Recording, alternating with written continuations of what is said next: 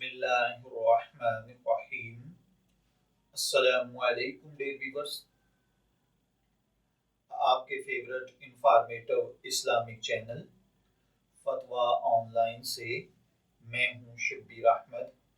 हमारा आज का टॉपिक है नमाज के फ़राइज़। देखिए भाइयों और बहनों, नमाज दुरुस्त होने के लिए 14 चीज़ें यानी 14 अशिया ऐसी हैं जिनका होना ज़रूरी है।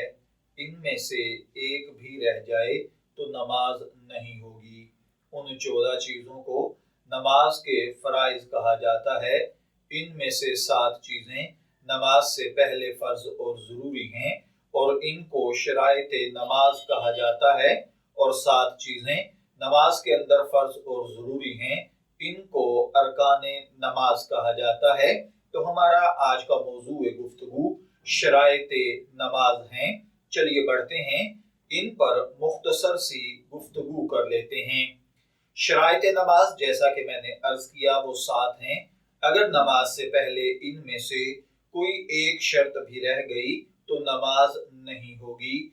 इनमें सबसे पहले नंबर पर है बदन का पाक होना, यानी अगर बदन पर कोई हकीकी नजासत लगी हो तो इसको भी शरई हिदायत के मुताबिक दूर करना जरूरी है।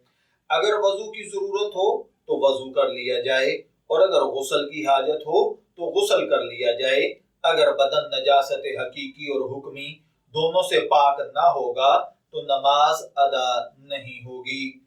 दूसरे नंबर पर है लिबास का पाक होना, यानी जो कपड़े वगैरह पहनकर या ओढ़कर आप नमाज पढ़ रहे हैं उन सब का पाक होना जरूरी है। कमीज, पाजामा, अमामा, टोपी, कोट, शेरवानी, चादर, कंबल, मोजे, दस्ताने, गर्ज नमाजी के जिस्म पर जो भी लिबास हो उसका पाक होना इंतहाई जरूरी है।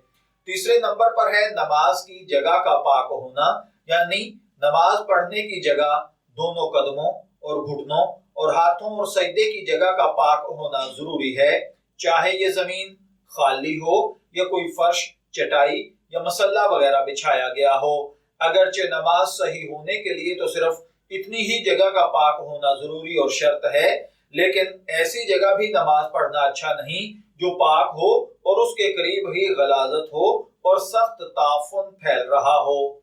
चौथे नंबर पर है सतर छुपाना, यानी जिस्म के इन हिस्सों को छुपाना जिनका छुपाना मर्द और औरत के लिए फर्ज है। यानी मर्द के लिए नाफ से घुटनों तक छुपाना फर्ज है और औरत के लिए हथेली, पांव और चेहरे के अलावा पूरे जिस्म का छुपाना फर्ज है। अलबत्ता पांव खोलने में इसका लिहाज रहे कि औरत के टखने ना खुलने पाएं, इसलिए कि औरत के टखनों का छुपाना भी जरूरी है। पांचवें नंबर पर है नमाज का वक्त होना, यानी जिस नमाज के लिए जो वक्त मुकर्रर है उस वक्त के अंदर नमाज पढ़ी जाए। वक्त आने से पहले नमाज पढ़ी जाएगी तो नमाज बिल्कुल ना होगी, और अगर वक्त निकल जाने के बाद पढ़ी जाएगी तो नमाज कज़ा होगी।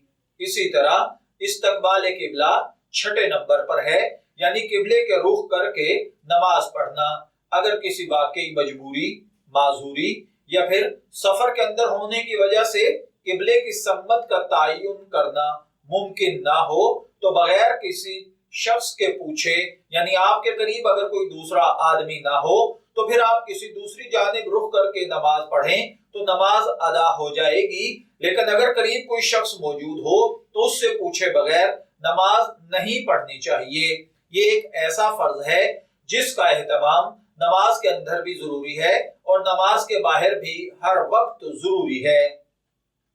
7वें नंबर पर है नियत करना, यानी दिल में खास इस नमाज फर्ज का इरादा करना जो पढ़ना हो, और अगर उस वक्त की कज़ा नमाज पढ़ना हो तो ये इरादा करना कि फलां दिन फलां वक्त की नमाज पढ़ता हूँ।